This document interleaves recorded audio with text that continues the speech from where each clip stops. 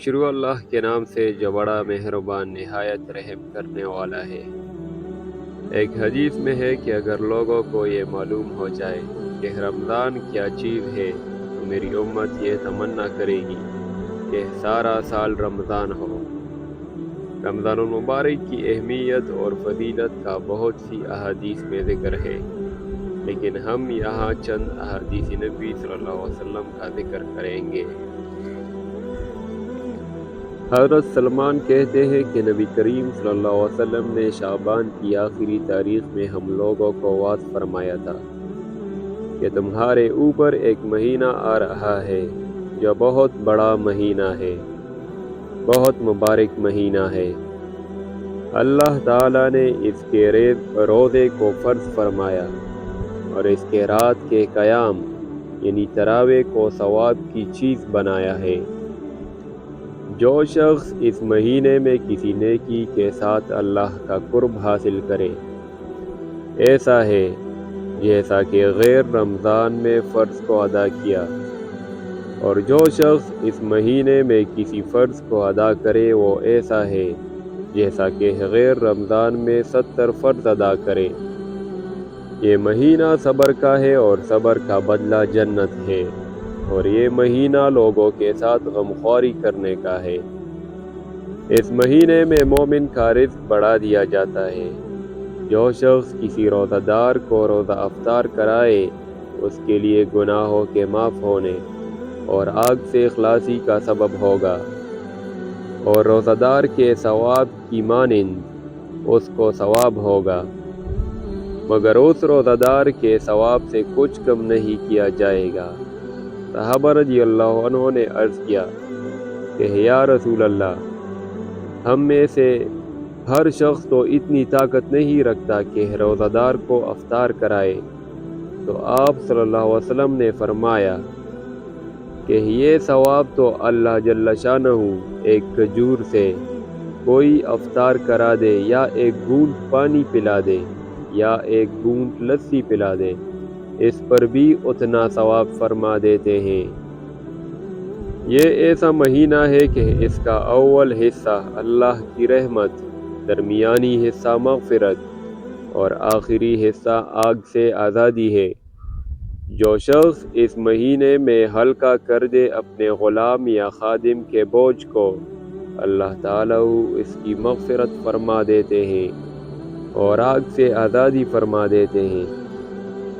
اور 4 چیزوں کی اس میں کثرت رکھا کرو، جن میں سے 2 چیزیں اللہ کی رضا کے واسطے اور 2 چیزیں ایسی ہیں کہ جن سے تمہیں چارہ کار نہیں۔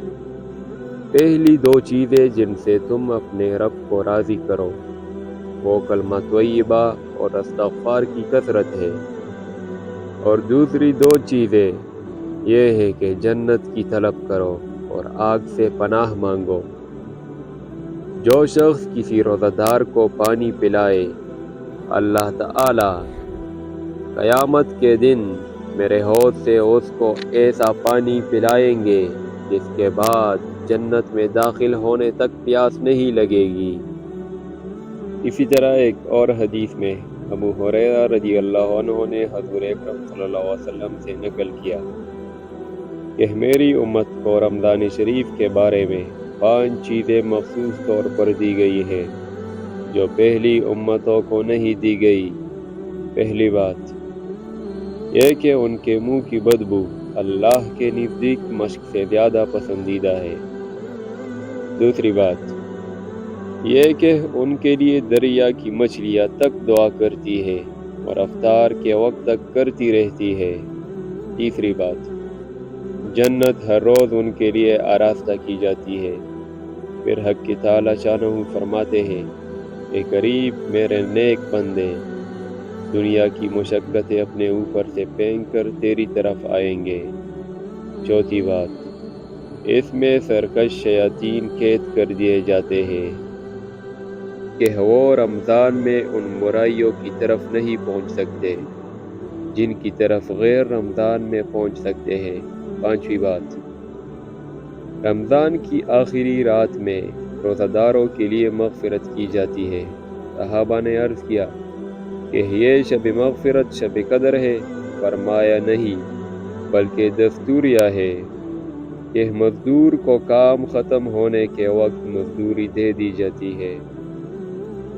اسی طرح ایک اور حدیث میں رمضان المبارک کی فضیلت بیان کرتے ہوئے کعب رضی اللہ عنہ کہتے ہیں کہ ایک مرتبہ نبی کریم صلی اللہ علیہ وسلم نے ارشاد فرمایا کہ ممبر کے قریب ہو جاؤ۔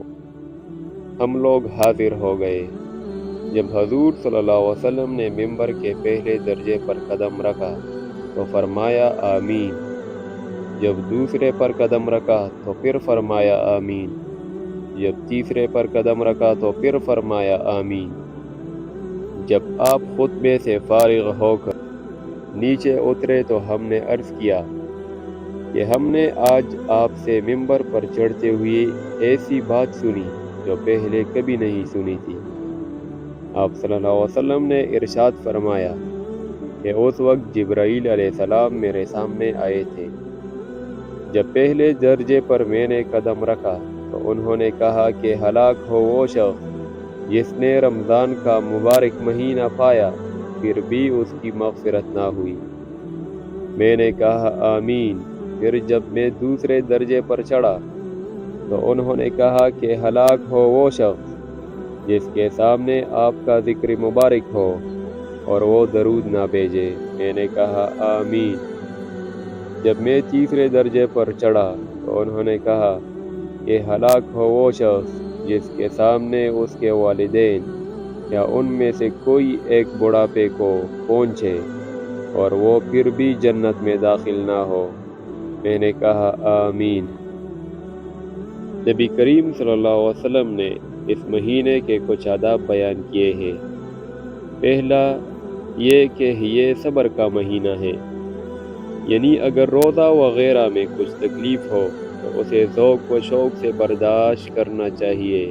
یہ نہیں کہ مار داڑ کھول پکار کر، جیسا کہ اکثر لوگوں کی گرمی کے رمضان میں عادت ہوتی ہے۔ اسی طرح اگر اتفاق سے سحری نہ کھائی گئی تو صبح ہی سے روزے کا شوق شروع ہو گیا۔ اسی طرح رات کی تراویح میں اگر دقت ہو تو اس کو بڑی بشاشت سے برداشت کرنا چاہیے۔ اس کو مصیبت اور آفت نہ سمجھے کہ یہ بڑی سخت محرومی کی بات ہے۔ ہم لوگ دنیاوی معمولی اغراض کی بدولت کھانا پینا، راحت اور آرام سب چھوڑ دیتے ہیں، تو کیا رضا الہی کے مقابلے میں ان چیزوں کی کوئی دقت ہو سکتی ہے؟ ایک حدیث میں ارشاد ہے کہ رمضان المبارک کے روزے اور ہر مہینے میں 3 روزے رکھنا دل کے کھوٹ، وسوسوں، حسد وغیرہ کو دور کر دیتی ہے۔ آخر کوئی بات تو ہے کہ صحابہ کرام رمضان کے مہینے میں جہاد کے سفر کے باوجود نبی کریم صلی اللہ علیہ وسلم کہ بار بار افطار کی اجازت فرما دینے کے باوجود بھی روزہ رکھتے، تو پھر حضور صلی اللہ علیہ وسلم نے صحابہ کی حالت کو دیکھ کر حکماً منع کیا۔ مسلم شریف کی ایک حدیث میں ہے کہ صحابہ کرام ایک غزوے کے سفر میں ایک منزل پر اترے۔ نہایت سخت گرمی تھی اور غربت کی وجہ سے کچھ بھی ان کے پاس موجود نہیں تھا تاکہ وہ اپنے آپ کو گرمی کی دھوپ سے بچا لے۔ بہت سے لوگ اپنے ہاتھ سے آفتاب کی شعاع سے بچتے تھے۔ اس حالت میں بھی بہت سے روزے دار تھے جن سے کھڑے ہو سکنے کا برداشت بھی نہ تھا اور وہ سب گر گئے۔ صحابہ کرام رضی اللہ عنہ کی ایک جماعت گویا ہمیشہ تمام سال روزے دار ہی رہتی تھی۔ رمضان المبارک کی اہمیت کا اس بات سے بھی اندازہ لگایا جا سکتا ہے کہ اللہ جل شانہ کی تمام کتابیں اس ماہ میں نازل ہوئی ہے۔ چنانچہ قرآن پاک لوح محفوظ سے آسمانی دنیا پر تمام کا تمام اسی ماہ میں نازل ہوا اور وہاں سے حسب موقع تھوڑا تھوڑا 27 سال کے عرصے میں نازل ہوا۔ اس کے علاوہ حضرت ابراہیم علیہ السلام کے صحیفے اسی ماہ کی 1 یا 3 تاریخ کو عطا ہوئے، اور حضرت داؤد علیہ السلام کو زبور 18 یا 12 رمضان کو ملی، اور حضرت موسیٰ علیہ السلام کو تورات 6 رمضان المبارک کو عطا ہوئی، اور حضرت عیسیٰ علیہ السلام کو انجیل 12 یا 13 رمضان المبارک کو ملی، جس سے معلوم ہوتا ہے کہ اس ماہ کو کلام الہی کے ساتھ خاص مناسبت ہے۔ اسی وجہ سے تلاوت کی کثرت اس مہینے میں منقول ہے اور مشائخ کا معمول ہے۔ حضرت جبرائیل علیہ السلام ہر سال رمضان میں تمام قرآن شریف نبی اکرم صلی اللہ علیہ وسلم کو سناتے تھے، اور بعض روایات میں آیا ہے کہ نبی اکرم صلی اللہ علیہ وسلم سے سنتے تھے۔ رمضان المبارک کی فضیلت کے بارے میں ایک واقعہ۔ ایک بار حضرت موسیٰ علیہ السلام نے اللہ سے پوچھا کہ جتنا میں آپ سے قریب ہوں، آپ سے بات کر سکتا ہوں، اتنا کوئی اور بھی آپ کے قریب ہے؟ اللہ تعالیٰ نے فرمایا، اے موسیٰ، آخری زمانے میں ایک امت آئے گی، وہ امت محمدیہ ہوگی، اور اس امت کو ایک ماہ ایسا ملے گا جس میں وہ سوکھے ہونٹوں، پیاسی زبان، سوکھی ہوئی آنکھیں اور بھوکے پیٹ کے ساتھ جب افطار کرنے بیٹھے گی، تب میں ان کے بہت قریب رہوں گا۔ موسیٰ، تمہارے اور میرے بیچ میں 70,000 پردوں کا فاصلہ ہے، لیکن افطار کے وقت اس امت اور میرے درمیان ایک بھی پردے کا فاصلہ نہیں ہوگا، اور وہ جو دعائیں مانگے گی اسے قبول کرنا میری ذمہ داری رہے گی۔ اگر میرے بندوں کو معلوم ہوتا کہ رمضان کیا